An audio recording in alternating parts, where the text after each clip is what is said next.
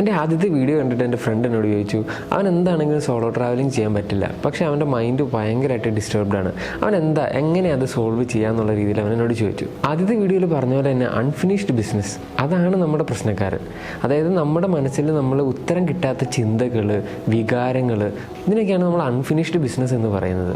ഒരു എക്സാമ്പിൾ പറയുകയാണെങ്കിൽ, നമ്മളെല്ലാവരും പശു അയവിറക്കുന്നത് കണ്ടിട്ടുണ്ട്.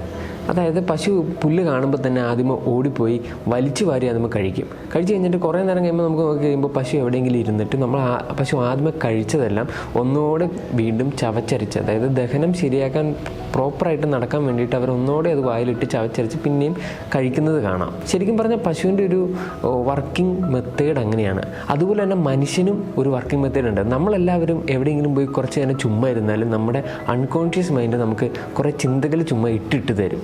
ശരിക്കും പറഞ്ഞാൽ ആ ചിന്തകൾ ഇട്ട് തരുന്നത് നമ്മളത് ചിന്തിച്ച് ഒരു സൊല്യൂഷൻ കൊടുക്കാൻ വേണ്ടിയിട്ടാണെന്ന് ശരിക്കും നമുക്ക് ആർക്കും അറിയില്ല എന്ന് വേണമെങ്കിൽ പറയാം. നമ്മൾ മനുഷ്യരുടെ മനസ്സിൻ്റെ ഒരു ഡിഫോൾട്ട് വർക്കിംഗ് മെക്കാനിസം എന്ന് പറഞ്ഞാൽ തന്നെ അങ്ങനെയാണ് പ്രവർത്തിക്കുന്നത്. അതായത് നമ്മൾ വെറുതെ ഒരു സ്ഥലത്തിരുന്ന് നമുക്ക് ഉണ്ടാകുന്ന ചിന്തകളൊക്കെ നമ്മൾ ചിന്തിച്ച് അതിനൊരു സൊല്യൂഷൻ കൊടുക്കാൻ വേണ്ടിയിട്ടാണ് നമ്മൾ എവിടെയെങ്കിലും സമാധാനമായിട്ട് പോയിരിക്കുമ്പം നമുക്കിതുപോലെ മനസ്സ് ചിന്തകൾ ഇട്ട് തരുന്നത്. അത് നമ്മുടെ അൺകോൺഷ്യസ് മൈൻഡിൽ നിന്നാണ് വരുന്നത്. നമ്മുടെ കോൺഷ്യസ് മൈൻഡ് കൊണ്ട് വേണം നമ്മളതിനെ ചിന്തിച്ച് ഓരോരോ സൊല്യൂഷൻസ് കൊടുക്കാൻ. നമ്മളങ്ങനെ പ്രോപ്പറായിട്ട് ചിന്തിച്ചൊരു സൊല്യൂഷൻ കൊടുത്തില്ലെങ്കിൽ, അതായത് നമ്മൾ ആ ഒരു പ്രോസസ്സ് എപ്പോഴും ചെയ്തില്ലെങ്കിൽ ശരിക്കും നമ്മുടെ ജീവന് തന്നെ ഒരു ഭീഷണിയാണെന്ന് എത്ര പേർക്കറിയാം. സൈക്കോളജിസ്റ്റായ Eric Kruglanski need for cognitive closure എന്നതിനെപ്പറ്റി ഡീറ്റെയിൽ ആയിട്ട് പറയുന്നത് ഇതിനെപ്പറ്റിയാണ്. അതായത് ചുരുക്കി പറഞ്ഞു കഴിഞ്ഞാൽ, നമ്മൾ മനുഷ്യന്മാരുടെ മനസ്സിലുണ്ടാകുന്ന ചിന്തകൾക്ക് പ്രോപ്പറായിട്ട് നമ്മൾ ഉത്തരം കൊടുത്തില്ലെങ്കിൽ ശരിക്കും നമ്മുടെ ഒരു ജീവന് തന്നെ ഒരു ഭീഷണിയാകുന്ന രീതിയിലേക്ക് അത് പോയേക്കാം. കാരണം 90% മനുഷ്യന്മാർക്കും രോഗങ്ങളുണ്ടാകുന്നത് അവരുടെ ഒരു സൈക്കോസോമാറ്റിക് ഇഷ്യൂ കാരണമാണെന്ന് ഓൾറെഡി സയൻറ്റിഫിക് ആയിട്ട് തന്നെ പ്രൂവ് ചെയ്തിട്ടുണ്ട്. അതായത് ബാക്കി 10% എന്ന് പറയുന്നത് നമുക്കുണ്ടാകുന്ന ആക്സിഡൻറ്റ്സ് അല്ലെങ്കിൽ നമുക്ക് ഹെറിഡിറ്ററി ആയിട്ട് വരുന്ന രോഗങ്ങൾ, അത് ശരിക്കും 10% ഉള്ളൂ. ബാക്കി 90% രോഗങ്ങളും നമ്മുടെ മനസ്സിനെ കേന്ദ്രീകരിച്ചാണ് ശരിക്കും ആരംഭിക്കുന്നത് തന്നെ. ചുരുക്കി പറഞ്ഞാൽ, നമ്മൾ മനുഷ്യർക്കുണ്ടാകുന്ന 90% രോഗങ്ങൾക്കും കാരണം നമ്മൾ നമ്മുടെ മനസ്സിനെ അല്ലെങ്കിൽ നമ്മുടെ മൈൻഡിനെ പ്രോപ്പറായിട്ട് ട്രീറ്റ് ചെയ്യാത്തതുകൊണ്ട് വരുന്നതാണ്. ഇങ്ങനെയൊക്കെ ആണെങ്കിലും എന്തുകൊണ്ടായിരിക്കും നമ്മുടെ സ്കൂളിലും കോളേജിലും ഒന്നും കുട്ടികളെ വേണ്ട രീതിയിൽ മനസ്സിനെ പറ്റിയുള്ള, മൈൻഡിനെ പറ്റിയുള്ള ഒരു പ്രോപ്പർ ഇൻഫർമേഷൻ കൊടുക്കാത്തത്? പ്രോപ്പറായിട്ടുള്ള മെൻ്റൽ ഹെൽത്ത് സപ്പോർട്ട് നമ്മുടെ സ്കൂളിൽ കുട്ടികൾക്ക് കൊടുക്കുകയാണെങ്കിൽ നമ്മളിപ്പോൾ ഈ കേൾക്കുന്ന കുറേ വാർത്തകൾ അതൊക്കെ നമുക്ക് ഒഴിവാക്കാവുന്നതാണ്. പറഞ്ഞു വന്നത്, നമ്മുടെ മനസ്സിൻ്റെ പെരുമാറ്റ രീതി മനസ്സിലാക്കി നമ്മൾ പെരുമാറുക എന്നതാണ് ശരിക്കും നമുക്ക് സമാധാനം കിട്ടാനുള്ള ഫസ്റ്റ് സ്റ്റെപ്പ്.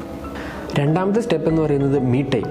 നമ്മളെല്ലാവരും നമുക്ക് വേണ്ടി അത് ഡെയിലി ഒരു 30 മിനിറ്റ് അല്ലെങ്കിൽ 1 മണിക്കൂർ നമുക്ക് വേണ്ടി മാറ്റി വെക്കുക.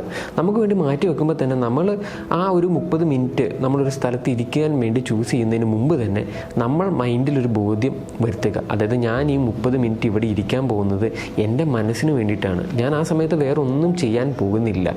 ഞാൻ ജസ്റ്റ് ഒരു സ്ഥലത്ത്, എനിക്കിഷ്ടപ്പെട്ട ഒരു സ്ഥലത്ത് ഞാൻ പോയി 1/2 മണിക്കൂർ അല്ലെങ്കിൽ 1 മണിക്കൂർ സ്പെൻഡ് ചെയ്യുക. അതൊരു ശീലമാക്കി കഴിഞ്ഞാൽ തന്നെ നമ്മുടെ ഈ ഒരു അൺഫിനിഷ്ഡ് ബിസിനസ്സിനൊക്കെ പയ്യെ നമ്മൾ സൊല്യൂഷൻ കണ്ടുപിടിക്കാനുള്ളൊരു ചാൻസ് അവിടെ ഉണ്ട്. മൂന്നാമതായിട്ട് നമുക്ക് ചെയ്യാൻ പറ്റുന്നൊരു കാര്യമാണ് മെഡിറ്റേഷൻ.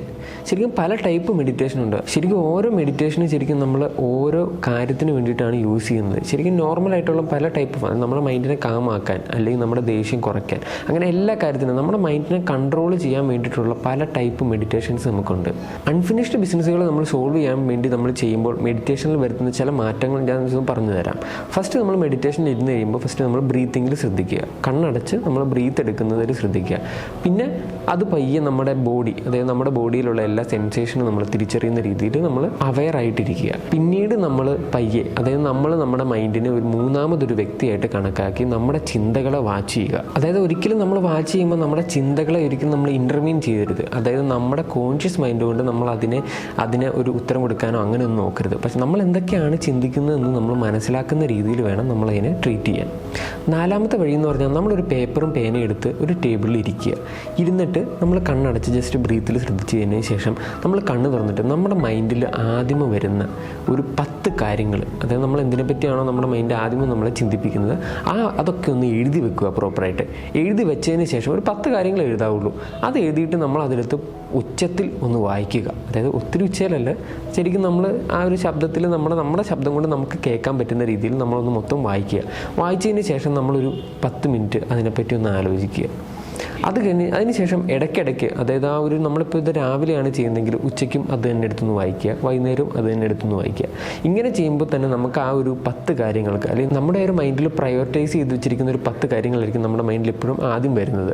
അതിന് സൊല്യൂഷൻ കണ്ടുപിടിച്ച് അങ്ങനെ നമ്മൾ ട്രീറ്റ് ചെയ്യുവാണെങ്കിൽ അൺഫിനിഷ്ഡ് ബിസിനസ്സുകൾ ഒരു പരിധിവരെ സോൾവ് ചെയ്യാൻ പറ്റും. 5ാമതായിട്ടുള്ള കാര്യം എന്ന് പറഞ്ഞാൽ, ശരിക്കും നമുക്ക് നമ്മളെ അലട്ടുന്ന ചിന്തകൾ, നമുക്ക് സേഫ് ആണെന്ന് തോന്നുന്ന ഒരാളോട് നമുക്ക് സംസാരിക്കുക.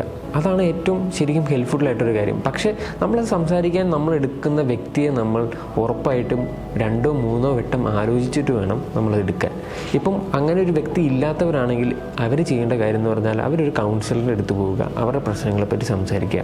അതായത് നമ്മുടെ ഒരു തോട്ട്സ് അല്ലെങ്കിൽ ഒരു പർട്ടിക്കുലർ തോട്ട് നന്നായിട്ട് അഫക്റ്റ് ചെയ്യുന്നതെന്ന് നമുക്ക് തോന്നിക്കഴിഞ്ഞാലാണ് നമ്മൾ ശരിക്കും ഒരു കൗൺസിലറിൻ്റെ അടുത്തോ, അല്ലെങ്കിൽ നമുക്ക് നമ്മുടെ ഒരു തോട്ട്സിന് അല്ലെങ്കിൽ നമ്മുടെ ഈ ഒരു പ്രശ്നത്തിന് ഒരു സൊല്യൂഷൻ തരാൻ പറ്റുമെന്ന് നമുക്ക് പൂർണ്ണമായിട്ടും വിശ്വാസമുള്ള ഒരാളുടെ അടുത്ത് വേണം നമ്മൾ സംസാരിക്കാൻ. 6ാമതായിട്ട് വരുന്നതാണ് തെറാപ്പി. തെറാപ്പി എന്ന് പറയുന്നത് തന്നെ നമ്മൾ ശരിക്കും നമ്മുടെ പ്രശ്നങ്ങൾ നമുക്ക് മനസ്സിലായിട്ടില്ല, അല്ലെങ്കിൽ നമുക്കതിനെപ്പറ്റി ശരിക്കും അറിയില്ല, പക്ഷേ എനിക്ക് വളരെയധികം ടെൻഷനാണെന്ന് നമുക്ക് തോന്നുവാണെങ്കിൽ ശരിക്കും നമ്മൾ ചെയ്യേണ്ടത് തെറാപ്പിയാണ്. തെറാപ്പിയിലൂടെ മാത്രമാണ് ശരിക്കും നമുക്ക് ആ ഒരു ടെൻഷൻ എന്തുകൊണ്ടാണെന്ന് പൂർണ്ണമായിട്ടും കണ്ടുപിടിക്കാൻ പറ്റുള്ളൂ. 7ാമത്തെ സൊല്യൂഷൻ എന്ന് പറയുന്നത് ഹിപ്നോട്ടിസമാണ്. ഹിപ്നോട്ടിസം തെറാപ്പിയൊക്കെ ഏകദേശം സെയിം രീതി തന്നെയാണ്. ശരിക്കും നമ്മുടെ ഉപബോധ മനസ്സിൽ കിടക്കുന്ന പ്രശ്നങ്ങളെല്ലാം നമ്മൾ കോൺഷ്യസ് മൈൻഡിലേക്ക് എത്തിക്കുക, അല്ലെങ്കിൽ ആ ഉപബോധ മനസ്സിൽ വെച്ച് തന്നെ അതിനൊരു സൊല്യൂഷൻ കൊടുക്കുന്നതിനാണ് ശരിക്കും കൗൺസിലിങ്ങിൽ ഹിപ്നോട്ടിസം കൊണ്ട് ഉദ്ദേശിക്കുന്നത് തന്നെ ഇതാണ്. അപ്പോൾ ഇതൊക്കെയാണ് ശരിക്കും നമുക്ക് സോളോ ട്രാവലിംഗ് അല്ലാതെ നമ്മുടെ മൈൻഡിനെ നമുക്ക് അൺഫിനിഷ്ഡ് ബിസിനസ്സുകൾ തീർക്കാൻ പറ്റുന്ന കുറച്ച് കാര്യങ്ങളൊക്കെ. ഇതല്ലാതെ വേറെയും കുറേ കാര്യങ്ങളൊക്കെ പലർക്കും അറിയായിരിക്കും. ശരിക്കും നിങ്ങൾക്ക് അങ്ങനെ എന്തെങ്കിലും വഴികൾ അറിയാമെങ്കിൽ ജസ്റ്റ് കമൻറ്റ് ചെയ്യുക.